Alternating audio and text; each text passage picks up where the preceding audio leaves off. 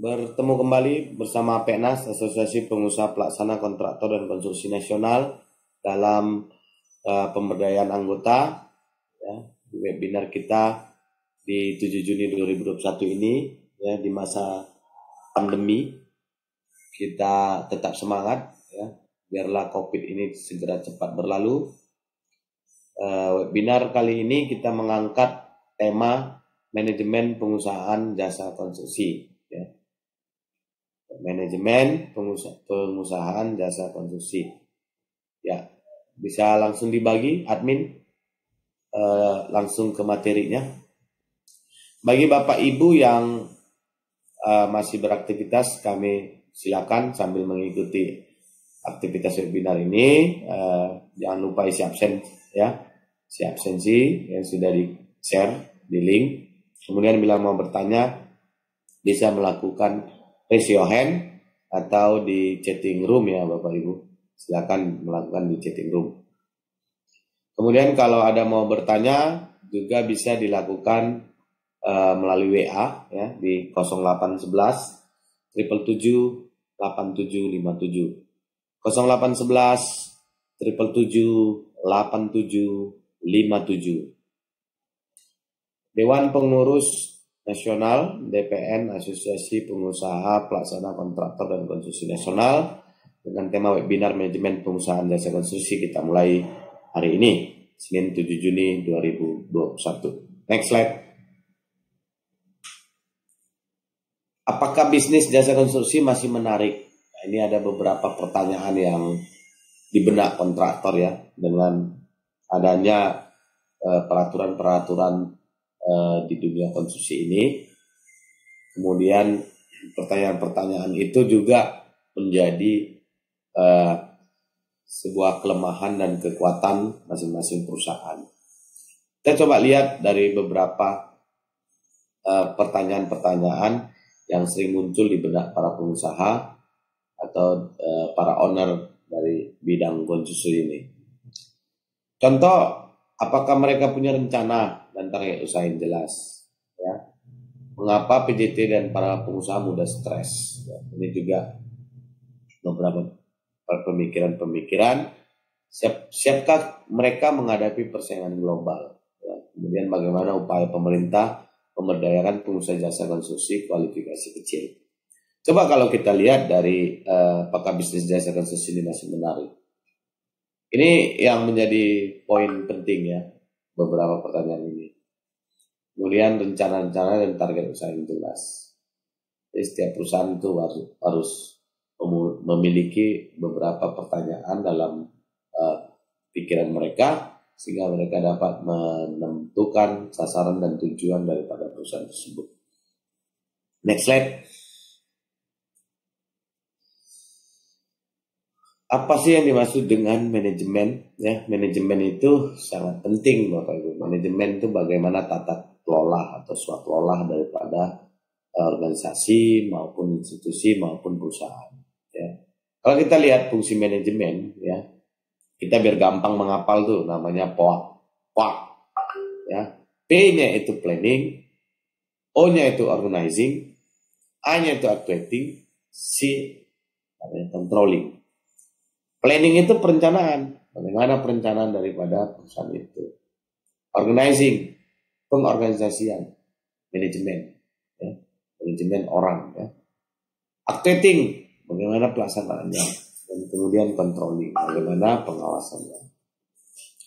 Unsur-unsur manajemen juga kalau dibagi dalam 5M atau 1H ya. 5M itu man, manusianya, SDM-nya, kemudian money, modal, uang, kemudian material, bahan material, kemudian mesin peralatan, metode itu metode atau teknik atau cara, yang terakhir adalah 1H, environment atau lingkungan. Next slide. Nah, ini siklusnya ya, siklus Deming's Wheel namanya. Jadi semacam roda ya, roda Deming ya, tingkatan yang berkelanjutan atau improvement continuously ya. Nah. Jadi plan, do, check, action. PDCA, plan, do, check, action. Plan, do, check, action. Jadi searah jarum jam ya. Direncanakan dulu, kemudian dilakukan ya, kemudian di review, dicek, kemudian kalau ada perbaikan kita lakukan improvement action-nya. Next slide. Pengertian manajemen ini yakni bagaimana kita mengelola 5M, unsur 5M tadi ya. Disitulah dilakukan ya. Di sini kalau dilihat plan, do, check, action yang membutuhkan leadership ya, pemimpinan leadership. Ya, jadi unsur manakah yang paling susah dikendalikan? Nah, yang paling susah itu nanti bisa kita lihat apakah dari manusianya, apakah dari mesin, apakah dari metode, apakah dari money, uang, atau dari material. Sinilah yang paling penting karena setiap 5 unsur ini pasti masing-masing memberikan kontribusi kesulitan ataupun kesusahan dalam usaha kita. Next slide. Tujuan organisasi ya, itu bisa kita bagi dalam SMART ya, dalam SMART. S-nya itu sebagai spesifik, yaitu jelas apa yang ingin dicapai atau diperoleh. M-nya itu measurable atau terukur, yaitu memiliki ukuran-ukuran tertentu untuk menentukan keberhasilannya. Kemudian A-nya itu sebagai achievable, yaitu bisa dicapai dan bukan sekedar angan-angan. R-nya itu relevance, ya, kesesuaian, yaitu kecocokan dengan bidang usaha baik kualifikasi maupun klasifikasinya. T-nya itu time bound, ya, terbatas, ya, yaitu mempunyai batas waktu sebagai target. Kapan tujuan tersebut harus dicapai? Ada beberapa pertanyaan-pertanyaan ya dalam kondisi ini, jenis proyek, nilai kontrak, biaya berapa persen, keuntungan berapa persen, waktu bagaimana, cara mendapatkan, kemudian di mana, siapa terlibat, seperti itu ya. Next slide. Keluar masuk BUJK ke dalam pasar ya. Ini persaingan sama BUJK ya, Badan Usaha Jasa Konstruksi. Itu menguntungkankah? Bagaimana kekuatan di bawah ini menekan usaha jasa konstruksi? Jadi kalau kita lihat supplier juga, kekuatan supplier, kadang ada supplier yang mono, yang tunggal ya, yang kita tidak bisa mengalahkan supplier karena harga sudah dikontrol mereka sendiri ya. Kemudian bagaimana daripada keluar masuk ya BUJK, Badan Usaha Jasa Konstruksi, yang setiap hari mungkin seluruh Indonesia maupun setiap saat bertumbuh terus ya perusahaan-perusahaan bidang konstruksi ini. Kemudian kekuatan pengguna jasa atau customer client ya. Kemudian hasil konstruksi bisa diganti yang lain. Jadi kadang nggak semua pemikiran orang untuk melanjutkan konstruksi tapi diubah ke konsep bisnis lainnya. Next slide. Semakin sulit. Jadi kalau dunia konstruksi itu semakin sulit ya semakin tidak menarik. Mampukah kita mengendalikan supplier, bahan atau tenaga kerja? Nah, ini yang jadi pertanyaan karena Indonesia masih banyak konsumtif ya Bapak Ibu. Kita masih dihadapkan dengan permasalahan global.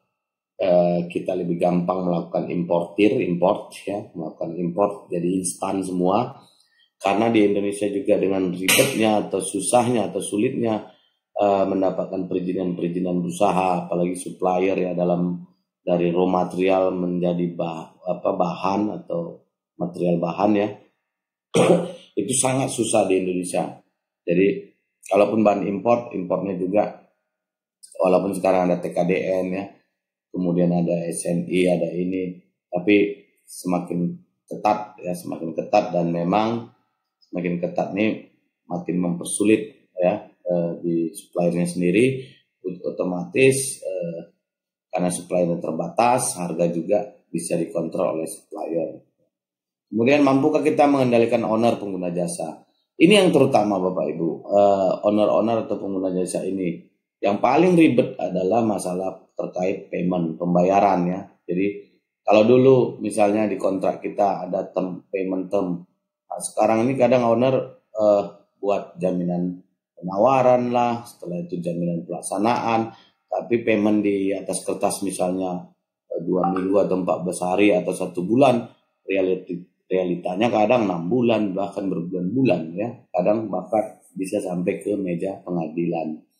Nah, seperti inilah yang belum ada satu kekuatan hukum yang di Indonesia yang membantu kontraktor ya dalam hal pengendalian owner atau pengguna jasa.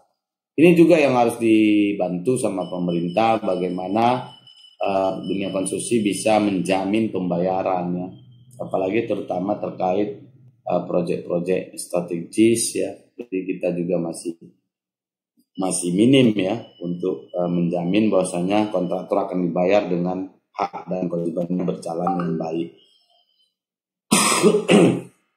Orang menjadi penyedia jasa mudah atau sulit?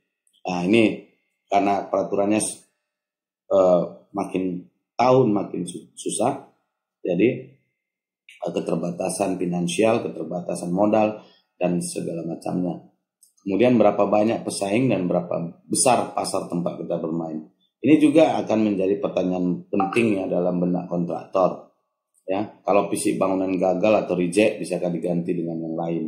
Nah, ini juga menjadi kewajiban ataupun kerjasama ya dengan badan ataupun perusahaan-perusahaan asuransi jasa asuransi lainnya ya. Next slide. Permasalahan dalam pelaksanaan proyek jasa konstruksi. Dari mulai aktivitas ya, schedule, organizing ya. Kalau kita lihat, kita bagi ini ya. Kalau dari ini misalnya permasalahan, definisi tidak jelas, kemungkinan ya, berapa persen ya.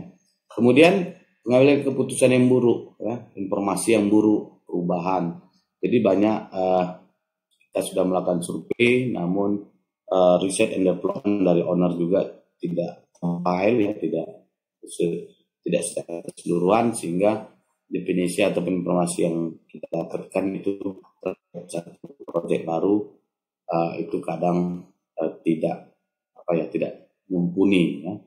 Kemudian scheduling, jadwal yang ketat, kemudian jadwal tidak terpenuhi, tidak mengelola jadwal. Ini juga timeline-nya ini harus jelas ya. Ini real time-nya seperti apa, bagaimana dengan kondisi cuaca ya, hujan di daerah itu sering tidak hujan atau bagaimana curah hujan di daerah tersebut, kemudian bagaimana akses ke daerah tersebut, apakah menghambat delivery ya atau mobilisasi, itu juga harus diperhatikan ya. Organizing, lemahnya tanggung jawab ya, manajer proyek tidak becus ya, kemudian campur tangan manajer puncak. Nah, ini juga intervensi yang seperti itu juga harus. Kemudian bagaimana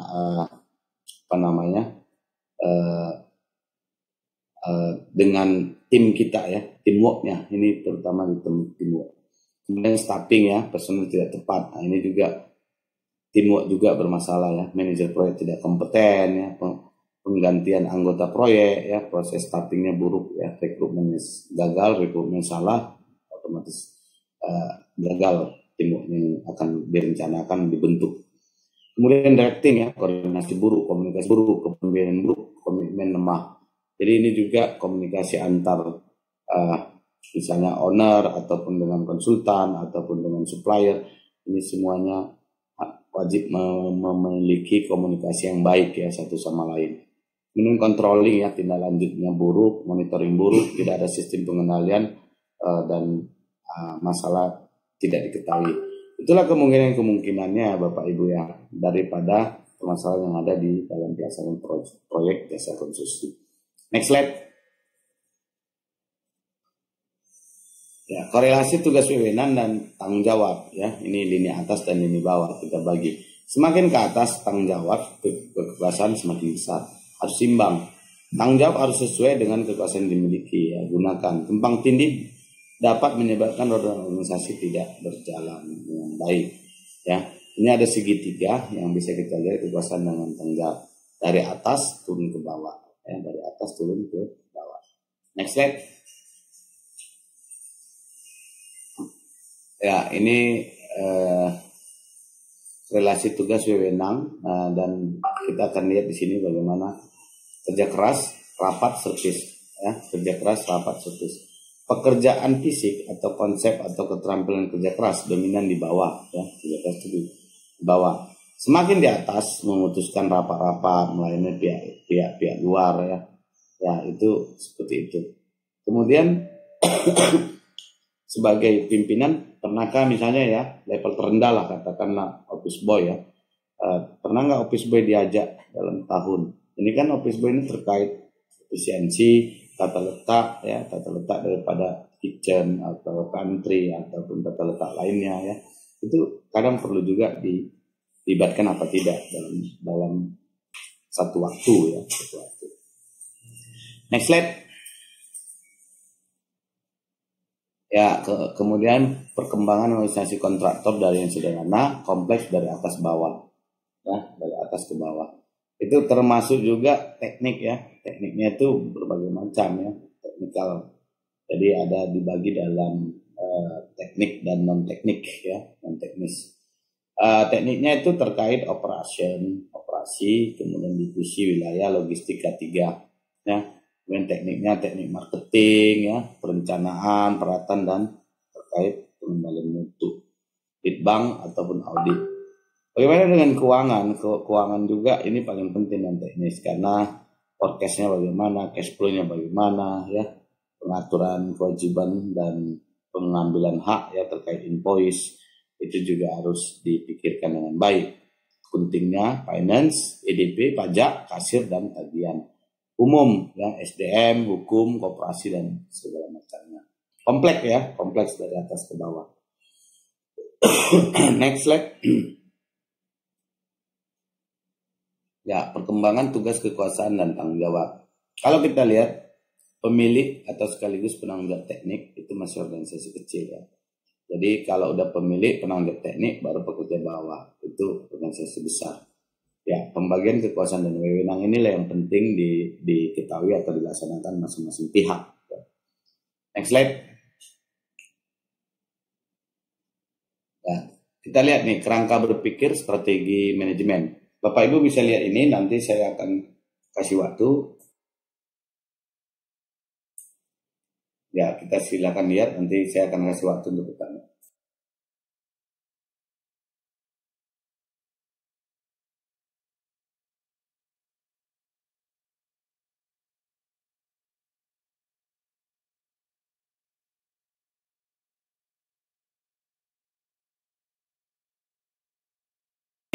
Ada yang bertanya sampai sini? Bisa angkat tangan ataupun masuk dalam grup chatting room. Ya. Ya, kerangka berpikir strategi manajemen ya. Ini harus kita lihat ada beberapa poin ya. Sini ada evaluasi lingkungan ya, kita bagi dalam eksternal maupun internal. Peluang ancaman sosial pemerintah, iklim usaha. Internal juga gitu, kekuatan, kelemahan, struktur, kultur dan sumber daya. Nah, setelah itu baru kita masuk rumusan strateginya apa, visi dan misi, tujuan, kebijakan ya. Kemudian kita lihat strategi pelaksanaannya. Bagaimana strategi pelaksanaannya? Apakah programnya berjalan dengan baik? Apakah prosedurnya berjalan dengan baik? Gimana budgetingnya? Ya, berikutnya evaluasi dan kontrol ya, standar atau performance ini. Dan itu akan ulang kembali ya, menjadi umpan balik untuk perusahaan tersebut supaya perusahaan tersebut lebih maju ya Bapak Ibu. Next slide.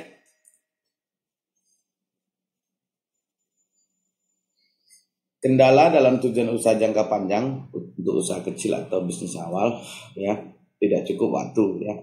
Mampu menghadapi permasalahan ya jangka pendek lebih penting diselesaikan dan telah menyita waktu. Tidak ada waktu untuk strategi. Rencana ada di otak tapi tidak ditulis. Jadi hanya dia yang tahu dan Tuhannya. Ya, tidak biasa dengan perencanaan strategis ya. Strategi atau planning hanyalah untuk perusahaan besar saja, perusahaan kecil tidak begitu perlu. Nah, itu masih dalam mindsetnya pengusaha ya, kontraktor di klasifikasi kecil ini. Keterbatasan kemampuan, manajemen pemilik usaha kecil tidak mampu untuk menyusun dan menyewa konsultan atau orang luar. Nah, ini juga memang jadi masalah perusahaan kecil ya. Kesenjangan kepercayaan dan keterbukaan. Pemilik top manajemen belum tentu mau terbuka terhadap staf dan karyawan, apalagi dalam rangka strategi saya yang lebih baik. Cukup menjadi rahasia saya saja. Jadi rencananya tidak diketahui karyawan dia yang lain. Jadi hanya ada di hati dan pikirannya saja. Slide.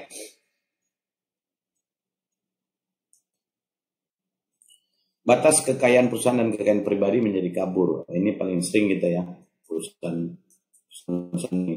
Jadi kalau direkturnya ya dia pakai uang perusahaan pakai uang pribadi seperti itu. Kadang gak jelas ya, keuangan adalah rahasia dan orang lain tidak perlu tahu. Gaya hidup pemilik menjadi gaya hidup perusahaan. Nah, jadi kalau pemiliknya boros ya, hedonis ya, sulit memisahkan antara sikap profesional dan subjektivitas ya.